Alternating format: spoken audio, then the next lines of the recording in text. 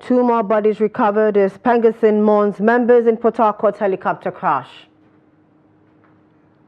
Court clears way for Kano local government elections, nullifies attempts to halt polls.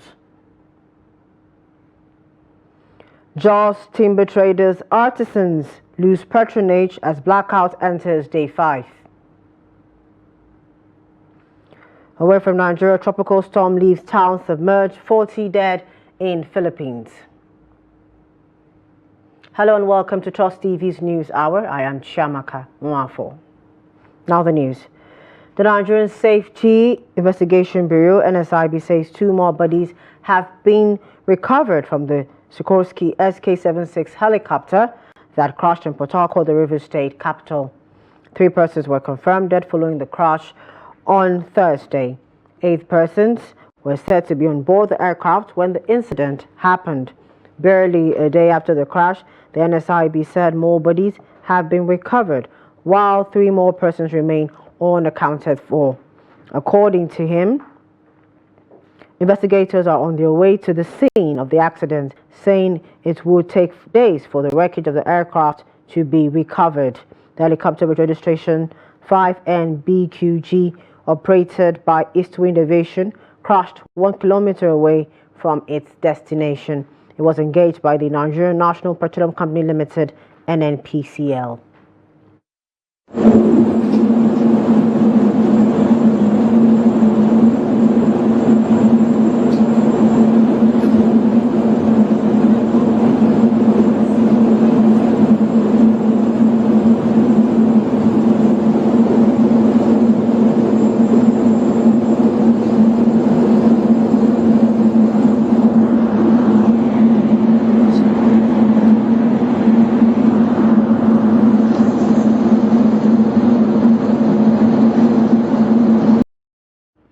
The Petroleum and Natural Gas Senior Staff Association of Nigeria, Pengasin, has mourned its members involved in the helicopter crash reported near Bonifenema on Thursday in Port Harcourt. A statement signed by President of the Association, Festus Osifo, on Friday said the crash had claimed the lives of 4 of its members. He said the Petroleum and Natural Gas Senior Staff Association of Nigeria, Pengasin, is deeply saddened and shocked by the tragic helicopter crash that claimed the lives of 4 of its esteemed members. The crash occurred in the early hours of Thursday, 24th October 2024 in Rivers State. He noted that the association is currently working to gather more information about the circumstances surrounding the crash and is cooperating fully with the relevant authorities in their investigation. Over in Kano State, the Independent Electoral Commission Council has said it is ready to conduct a hitch-free and peaceful elections across the 44 local government areas of the state. The Commission's chairman, Sani Malanfoshi, made this known barely an hour after the State High Court upheld the Commission's power to conduct the election.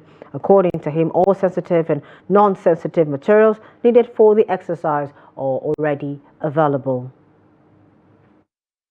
Kano State Independent Electoral Commission has the mandate to plan for election, organize election, conduct election, and declare election results. Constitutional mandate of the Commission has now been upheld by today's judgment, and the judgment requested police as critical stakeholders to involve themselves by participating in securing the entire electoral processes.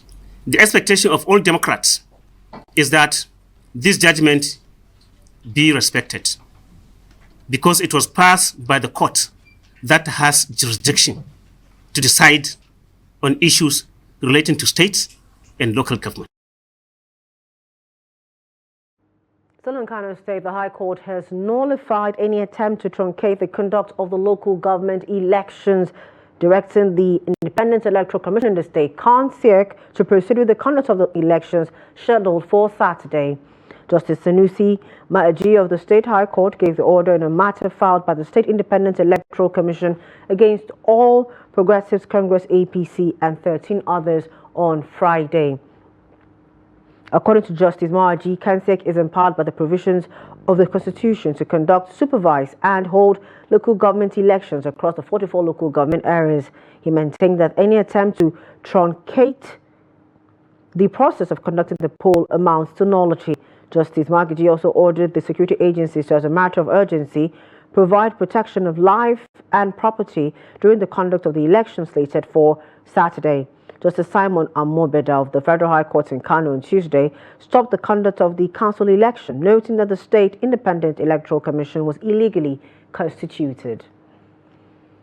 We are not arguing about the functions and duties of the plaintiff, but we are saying that the composition and constitution of the plaintiff was done in contravention of the provisions of the Constitution and provisions of the Kano State Independent Electoral Commission laws. The judgment was well sounded, and it has also ordered that the election should continue to hold, and also the Kano State Independent Electoral Commission has the jurisdiction to conduct this election, has the powers to conduct this election, and it also make a further order that all the security agencies in the state, including the police, the army, all the security, DSS and whatever, they are mandated as a matter of constitutional responsibility to provide adequate security for the conduct of this election. Meanwhile, the factional chairman of the new Nigerian National People's Party, NNPP, in Kano State, Dalhotu Shehu Usman, said the State Independent Electoral Commission, KANSEC, would declare candidates belonging to his faction if the NNPP wins the election on Saturday.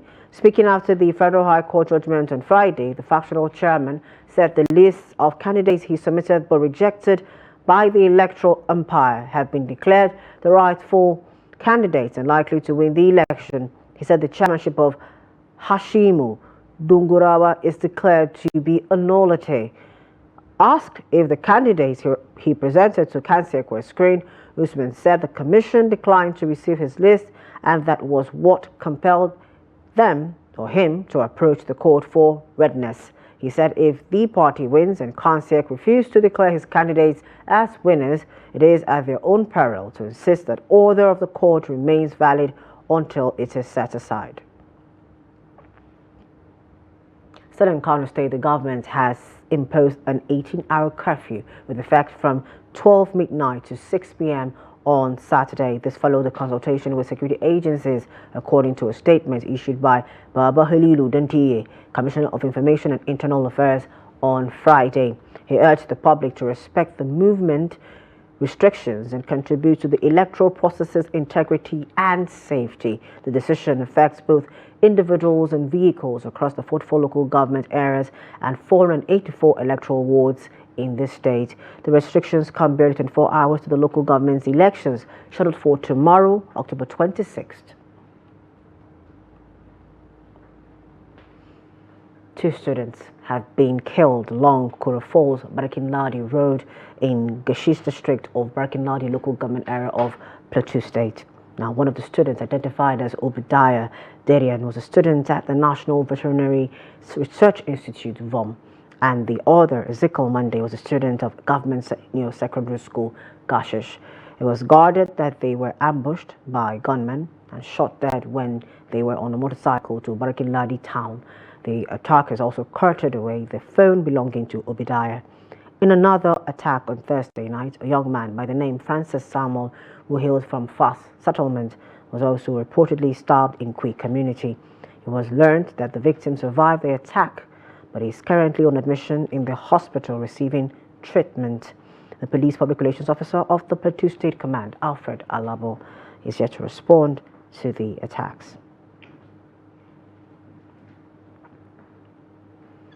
To the security matters, the British military has presented military equipments and hardware worth £450,000 to Operation Hadinkai to boost its operations against Boko Haram and ISWAP terrorists in the northeast region.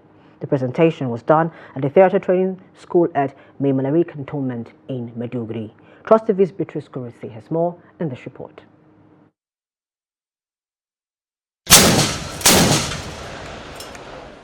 Military operations against terrorists in the northeast of Nigeria has been a challenge with rising numbers of IED explosions and ambush of frontline troops that have resulted to casualties of soldiers at the battlefield. But the narrative will soon change as the British military for the first time hands over military hardware and logistics worth £450,000 for more effective counter-terrorism operations. British military officer Colonel Martin Leach said the United Kingdom stands with Nigeria in the fight against violent extremist organizations and restoration of peace for socio-economic activities to thrive in the northeast region. Improvised explosive devices and ambushes continue to pose a significant threat to soldiers fighting Boko Haram and the Islamic State here in Nigeria. And it's only through a combination of advanced technology and the courage and the skill of the Nigerian Armed Forces and colleagues from the MNJTF that this will be defeated. It will in no small measure complement our existing capability of our troops in mitigating IED threats in the Northeast Theatre of Operations to enable free movement of troops, commuters, and citizens as they go about their lawful duties along our main supply routes. The British military team will hold a 6-week training for frontline troops on how to use the new equipment. Beatrice Kuruti, Trust TV News, Maiduguri. The Nigerian Customs Service in Kebbi has arrested 5 persons in connection to smuggling within the state. Items recovered from the suspects include 367 bales of second-hand clothing, 16,300 litres of petrol, 74 cartons of medicament, 8 bags of foreign parboiled rice, 50 kilograms each, 180 pieces of donkey skin, 2 litres of oxidized nitric acid, 1 unit of DAF truck, and a Toyota Corolla. Customs said the suspects were granted administration bail pending the completion of investigation. In the area of revenue generation, the comptroller stated that despite the challenges which affected the command's effort to generate revenue for the federal government, the command was still able to record over 36 million in revenue. Even though a lot of challenges has affected the command's efforts at revenue generation for the federal government, such as low volume of imports through our only official border, Kamba, the command was still able to generate the sum of 36,223,554 naira 50 kobo within the period under review. As the efforts we put in place continue to translate to positive outcome, we hope to record steady rise in the command's revenue in the coming months. As power outage enters its 5th day in some states in northern Nigeria, timber traders and artisans in Jos, the Plateau state capital, say they are losing customers on a daily basis. Residents of the state have remained in blackout since Monday following the tripping of a 330 kV circuit transmission line between Benue and Enugu State. Here's more in the report. Since the power outage on Monday morning, residents of the state have been speaking on the development. The situation is not only affecting those using electricity for domestic purposes, but also those using it for businesses. Artisans and timber traders, among others, say the power outage being experienced in the state is affecting their businesses. This scarcity of life has causing a lot of problems for our business. Even just now, most our customers, when they are come to the market, because we don't have light, they used to go. So we are not getting more money. As you can see, nothing is moving. In this market, when you come, you'll find it's a busy market, but you can see people are just hanging around and sitting, just because they have no option than to sit. We have few generators here, and the generators too are faulty. They cannot serve the people here. They cannot serve us they cannot serve the customers. But right now, we don't know what is going on. We just woke up in the morning, the light been seized. About 3 days now. Really, we are really suffering because most of our people now, they are just coming to sleep, not to do market. Not to do market. Even if you can see my eye now, I'm just waking up from sleeping. Slight issue. It affected us in different ways, morally, financially. Both our family, our siblings, or any other place that our species should go to is being affected, because coming here to come and work, you don't have the opportunity to work, you don't have the opportunity to buy fuel, even if you even have generator. Fuel is cost, light is cost. So it's very hard situation we find ourselves. The artisans and timber traders, however, appeal to the government to salvage the situation, enable them remain in operation. We are calling on the government to please, as a matter of urgent, because this electricity contribute like 70% of our livelihood.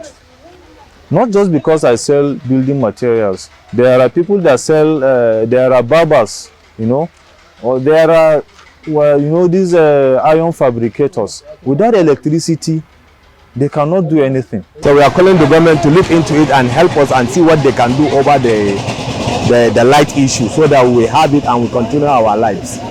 Call on the government. They should please look, and our National Assembly should look towards this problem of electricity.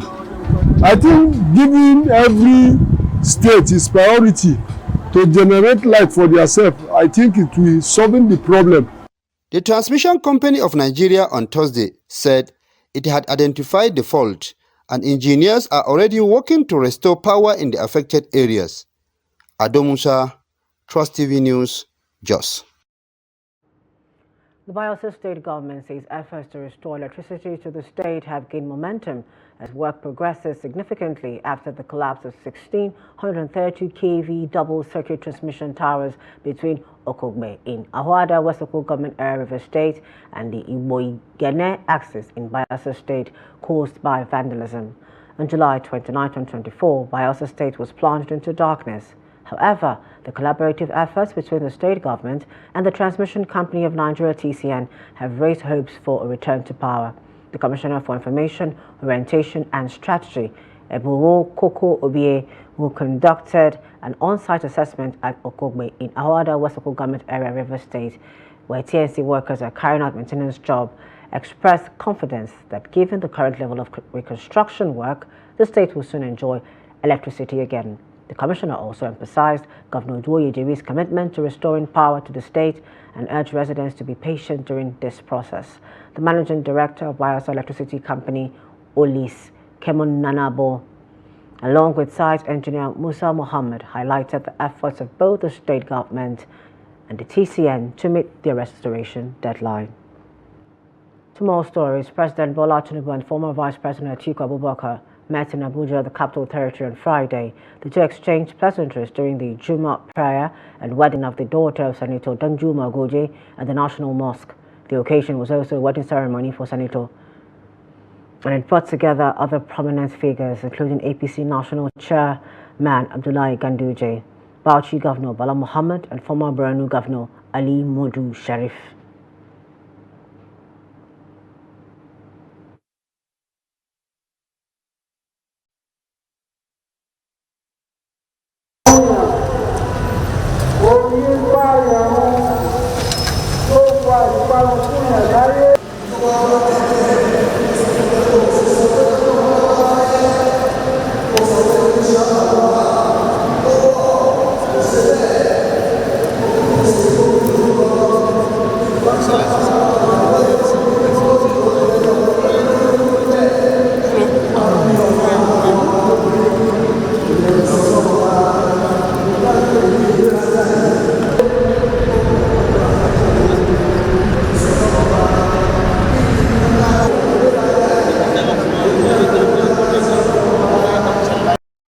Speaker of the House of Representatives, Tajudeen Abbas, has emphasized the negative impact of biodiversity loss on ecosystem resilience.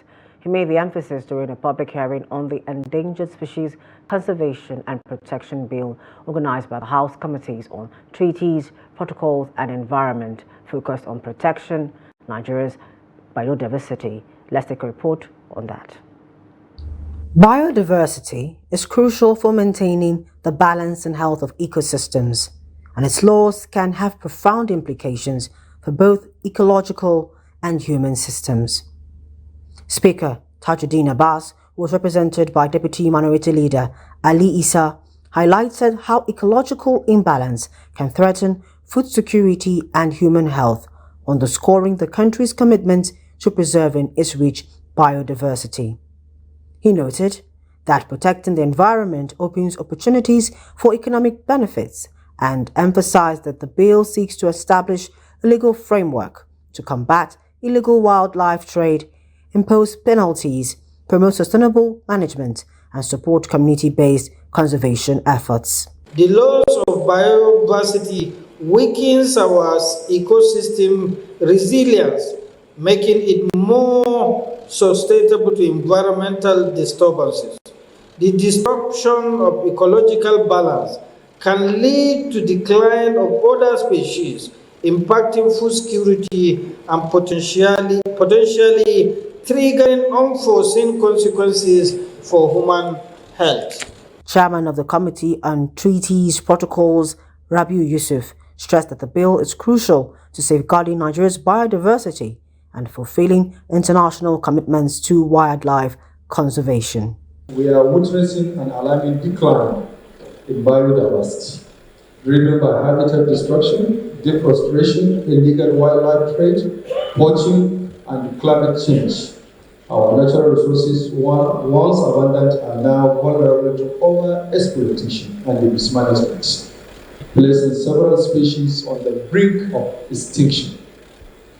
As we stand at this critical juncture, the need for a strong legislative framework to conserve and to manage our wildlife has never been more pressing than now. Meanwhile, the Ministry of Environment, represented by the Director of Forestry, Moses Ama, called for an in-depth species inventory before proceeding with the bill, urging a comprehensive assessment of the nation's wildlife. While this public hearing presents an invaluable opportunity to properly situate the bill within our context, with our national context, we would respectfully draw the attention of the honourable member to the need to conduct an in-depth species inventory for the proper categorization of all species into schedules based on scientific data. Various stakeholders advocated for stricter penalties for violators. Still in the Green Chamber, the Public Accounts Committee has issued a 5-day ultimatum to the Permanent Secretary of the Federal Ministry of Works, Yakubu Adam Koframata, to address allegations surrounding the abandonment of a federal road project in Kaduna State valued at 1.46 billion naira.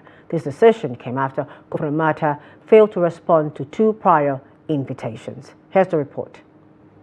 The ultimatum for the Permanent Secretary of the Federal Ministry of Works, Yakubu Koframata, to appear before the House Committee is bordering on the 115-kilometer road project awarded to Jamjam Dynamic Platform Limited.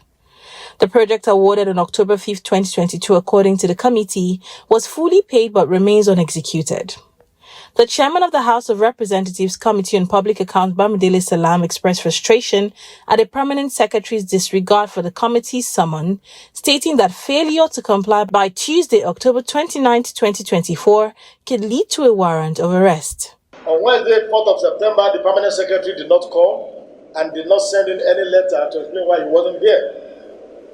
On the 11th of October 2024, I instructed that the clerk reissues another letter to the Permanent Secretary, Minister of Works, through the Honorable Minister.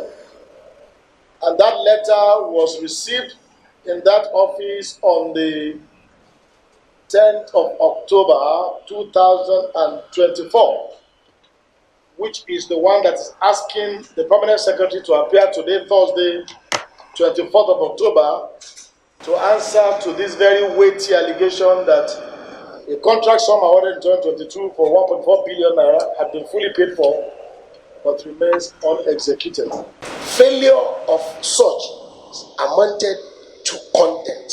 Sir, Mr. Chairman, I will seek the indulgence of members and with the approval of Mr. Chairman to give a warrant of arrest order. The committee raised concerns over the compliance with financial and procurement regulations and questioned the lack of project progress despite full payment. In another development, the House of Representatives Committee on Federal Polytechnics and Higher Technical Education has pledged to end the long-standing disparity between degree and higher national diploma qualification in status and employment. The committee's chairman, Fuad Kayode Laguda, made this commitment during an oversight meeting with directors of Federal Polytechnic Shendam and Federal Polytechnic Wanune. Laguda highlighted that multiple proposed bills aim to address challenges facing polytechnics in Nigeria, strengthening them to provide essential technical expertise for national development. He stated that the purpose of the meeting was to evaluate budget performance, understand the institution's challenges and determine support to help them operate effectively.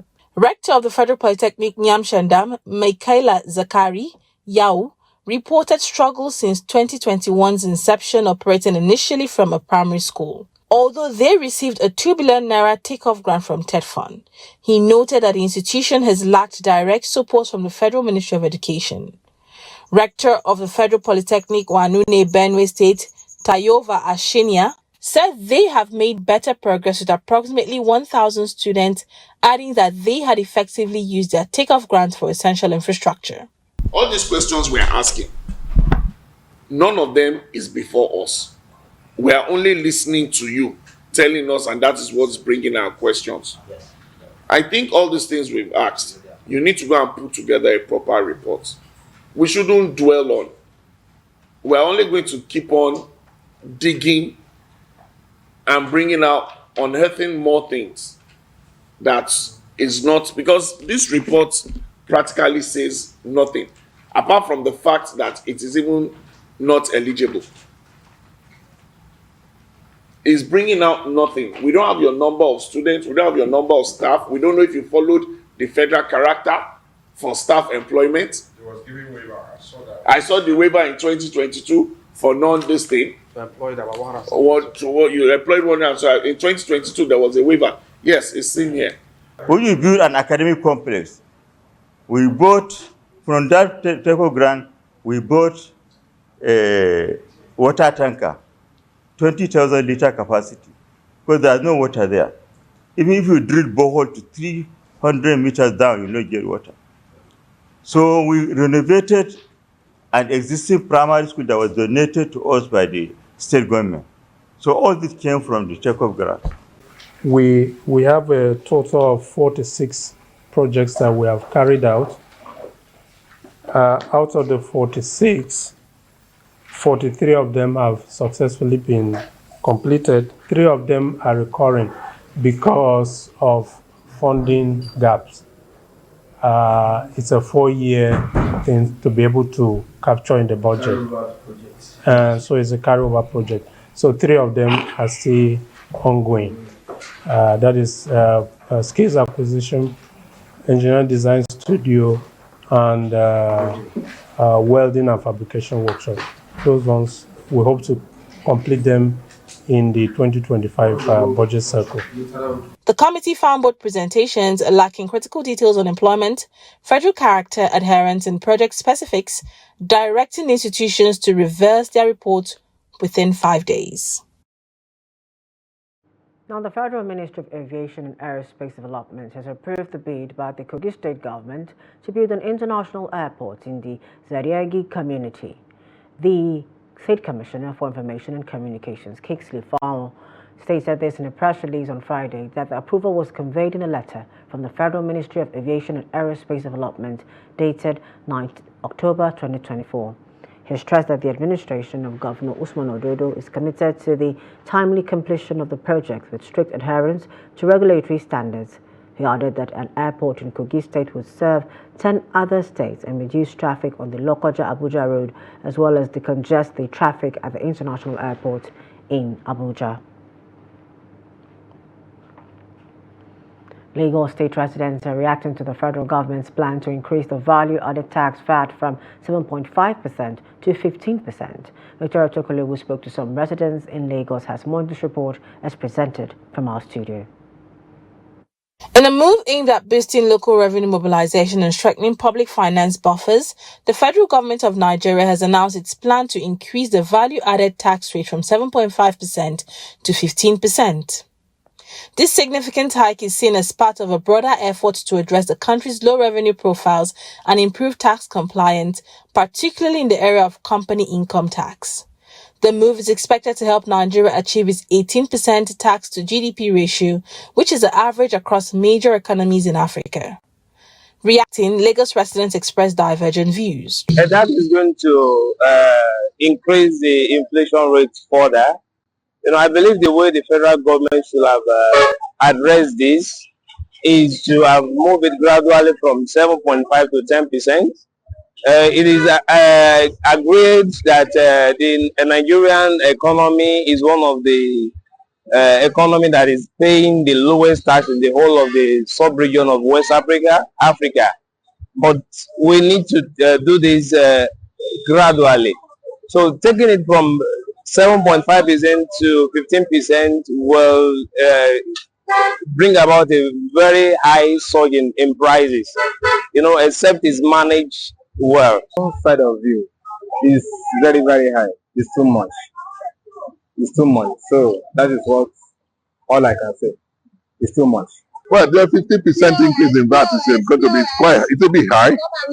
It's quite high actually, not even a bit high, because if you look at the economy and what is going on in Nigerian economy as of today, the economy is not too good, and the government has increased the VAT. I know, yes, government wanted an increase in taxes, or they wanted more money, but increasing the VAT is not the way to go. We need to look at what is happening to the society and society at large. There is no job for people. The manufacturing are producing, but they have not been able to sell. So there is a challenge all over the place. So I don't think by increasing the VAT is the right way to go. I don't think it is workable, because I live in Europe. The exponential rate you just stated now from 7.5 to 15% is 50%. In Europe, where I live for 26 years, the take will be almost 1% increment gradually. So I don't know what they want to achieve by this, because it will affect so many things. It is inhuman, it is unconscionable, it is insensitive to the plight of Nigerians that this government claims to be leading. For God's sake, we are all suffering on the issue of the inhuman increment in the prices of fuel that has gone on to affect everything. People can barely feed. Nigerians are crying. While they ask for succor, what do they get? Insensitivity, lack of consideration. The World Bank has advised the federal government to raise the value-added tax rate to increase non-oil revenue and strengthen fiscal resources. The implications of this move are far-reaching, and it remains to be seen how the increase will affect businesses and individuals both in the state and in the whole country at large. Post-harvesting losses in the agricultural sector has been identified as one of the factors affecting food insufficiency in Nigeria. This is the view of speakers at the training program for corps members and value addition to agricultural commodities in Ilorin, organized by the Nigerian Stored Products Institute. The executive director of the institute, Lateef Sani, stated that over $200 million are lost globally to post-harvest losses, adding that 10% of annual losses in Nigeria is not less than $5 billion, while calling for the urgent need to correct the situation through the fabrication of the locally made equipment and constant training. The Kwara State Commissioner for Agriculture, on her part, believes the reintroduction of practical agriculture in secondary schools and backyard farming will go a long way in stemming the tide. We have high prices of agricultural commodities. Why? Because the little we have cannot service over 230 million people. So, but if we can be able to reduce the post-harvest losses, even by 25%, I assure you that nobody will be saying that there is a high price of commodities in the market, from Kafancha to Brass, or to Dawanu in Kano, or to Lagos, Ikorodu, everywhere, everybody will have at least intermediate product that could be safe for some other days before you process them. If it is tomato alone that we can work on in the country, because it's very huge in the north, if we can do this kind of homemade processing facilities for people, it's going to help us a lot. For post-harvest loss, the type of skill that's required, a good starting point is really with our youth corporates. You know, I think what we need to do now, like we're doing in Kwara State, is to partner with institutions like INSPRE so that we have post-harvest centers, at least starting with each senatorial district. You know, our youth, we've been trying to bring them into agriculture, right? And agric is a value chain. It doesn't have to be primary production. An area where the youths seem to be more interested has to do with post-harvest loss. They are creative. They like to use technology. So having centers where they can make use of things that, you know, solving a problem that we have, which is post-harvest loss, and turning it into an opportunity, you know. So I think it's a good, you know, they're a good group of people to start with. Northern youth groups have urged the federal and state government to engage in social reorientation to deal with perennial challenges bedeviling the country, especially in the northern region. They made the call in Bauchi State shortly after stakeholders' engagement on how to address hunger and insecurity through community participation. Trust TV's Adamu Imam completes the report. Apparently disturbed by the myriad of challenges bedeviling the region concerning multidimensional poverty, such as street hawking, out-of-school children, street begging, as well as population explosion due to rural-urban migration. The coalition of northern groups held a one-day community engagement to brainstorm on how best to confront problems affecting the zone and provide workable solutions.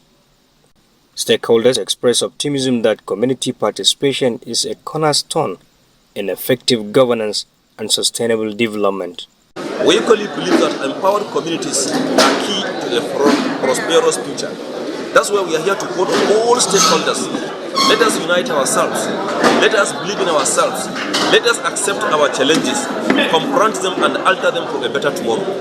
Together we believe through a unified effort, we can create a tribe in northern Nigeria that we are all yearning for, that we are all clamoring for, that we are all cherishing for. Other stakeholders from the region also agree that such meetings would make a greater impact, especially with the grassroots movement.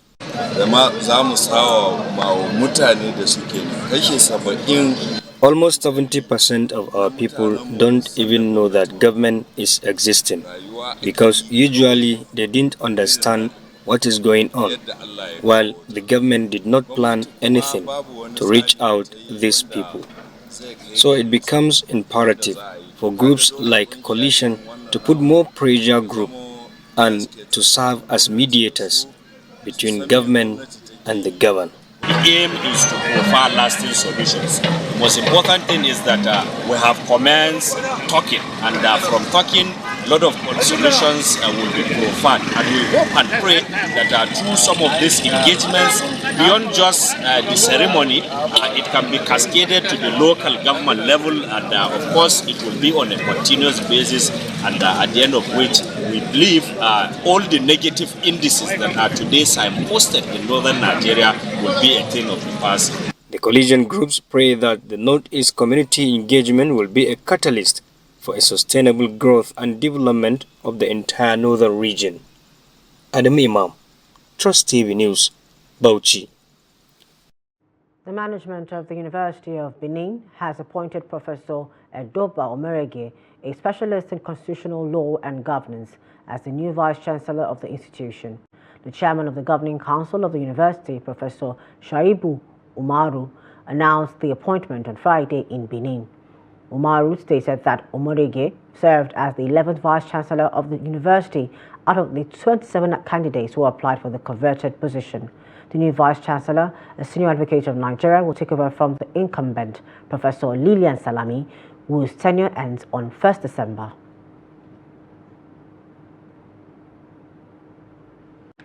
Members of the Joint Health Sector Unions and Assembly of Healthcare Professionals, Juhesu, have declared a 7-day warning strike commencing from midnight on Friday. The latest strike comes after a 15-day notice of industrial action issued to the federal government. While addressing journalists in Abuja, the national chairman of the union, Kebiru Minjiri, listed some of its demands. They include the immediate implementation of the consolidated health salary structure, payment of a 25% review of its arrears from June to December 2023, upward review of retirement age for health workers, tax waiver on healthcare workers' allowances, and the immediate payment of COVID-19 inducement hazard allowance, among other demands. The body is asking all its members across the country to comply with the directive.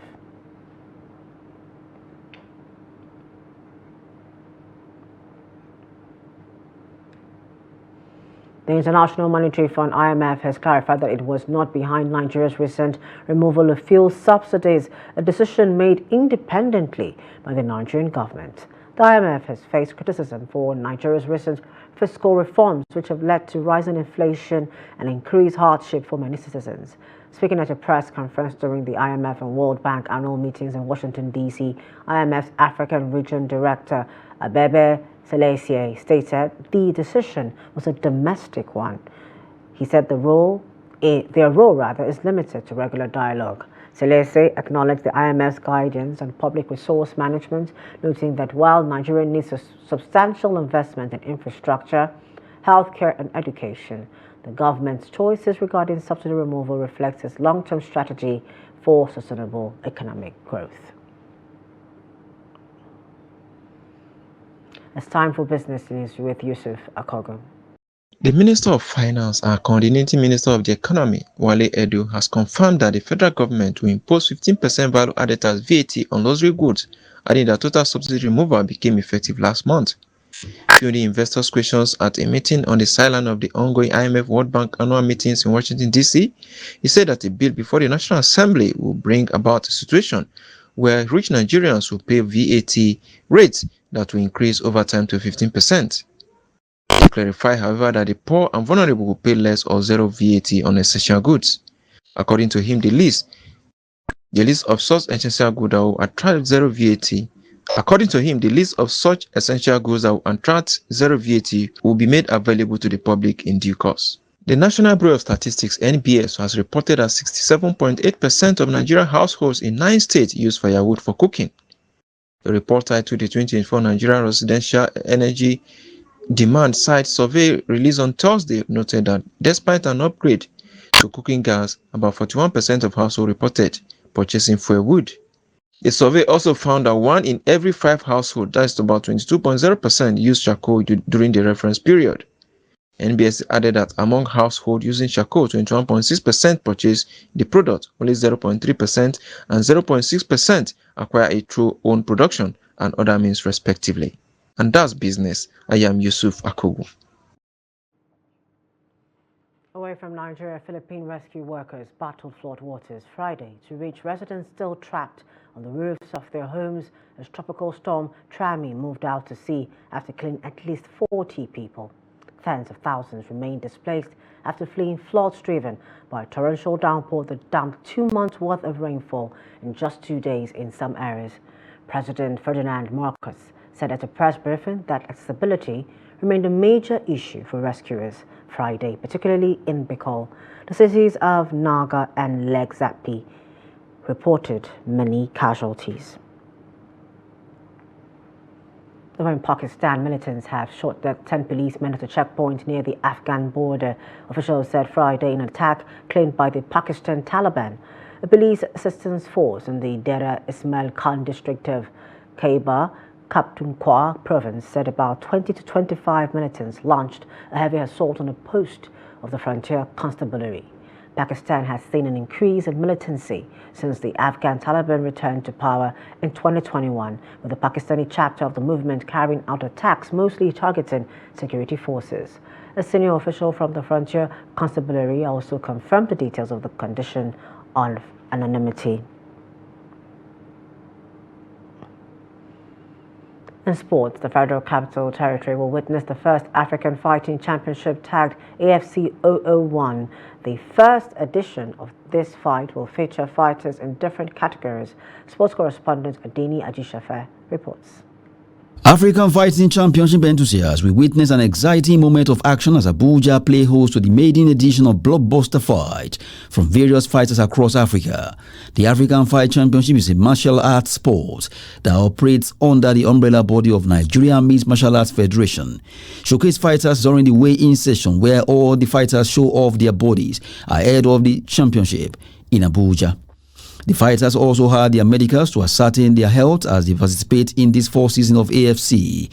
At a press briefing to highlight the activities lined up for the AFC 001, AFC co-founder Rad Aswani talks more on the fighting championship. Absolutely, you've got 20 fighters.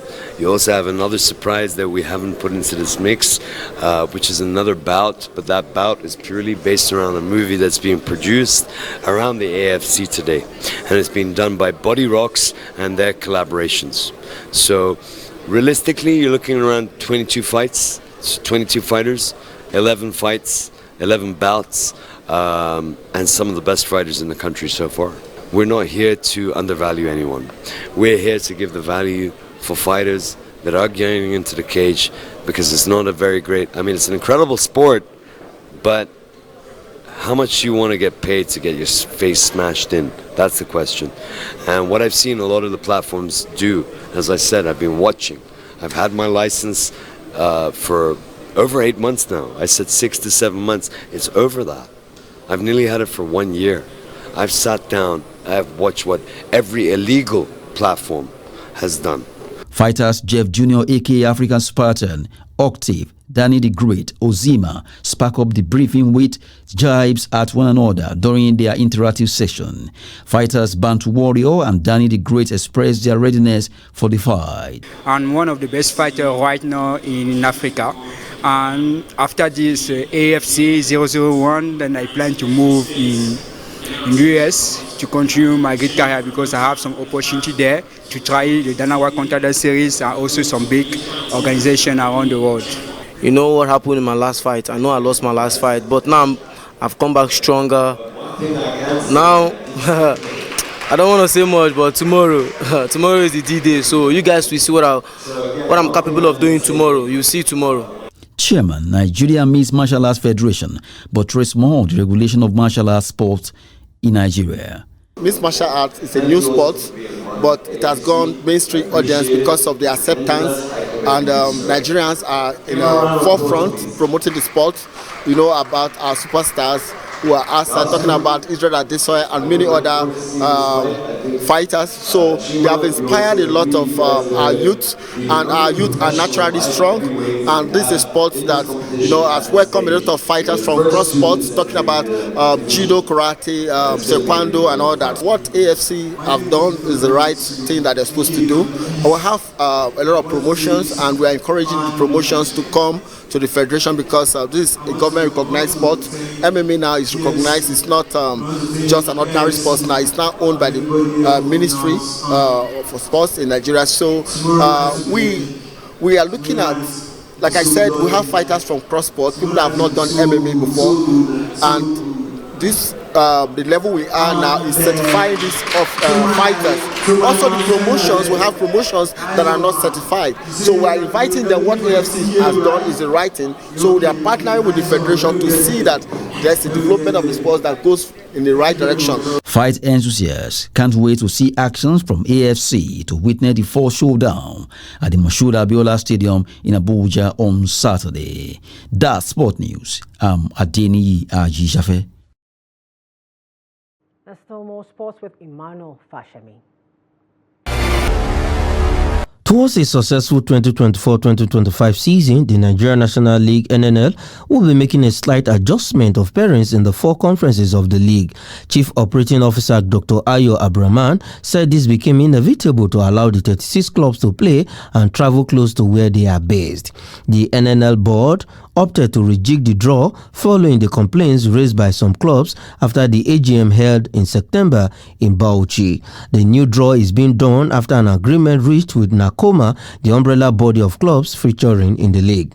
The draw will take place in Ikene on Tuesday to be witnessed by coaches and media officers of the 36 clubs who have been taken to the classrooms for a 3-day capacity building workshop which runs from October 28th to 30th. The 2024-2025 NNL season is billed to kick off on Saturday, November 30th with a star match which is to be decided after the draw. Flying Eagles head coach Aliu Zubairu has commended his players for picking a semi-final ticket at the ongoing Wafubi tournament in Lomé, Togo.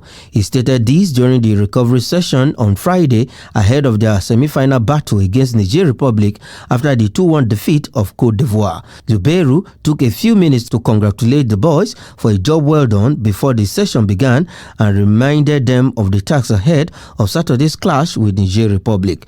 19 players took part in the session with Sabiu Ibrahim on the sidelines as the midfielder is nursing an ankle injury he sustained during the 2-1 victory against Côte d'Ivoire on Thursday. The Flying Eagles will square up against Niger Republic on Saturday for a place in the finals as they aim to qualify for the 2025 AFCON Under-20 tournament. And that is sports. I am Emmanuel Fashimi. That wraps up News Hour tonight. For more of our news programs and documentaries, do want to follow us on our social media platforms and on our YouTube live stream. I am Chiamaka Nwafo. Thank you for joining us tonight.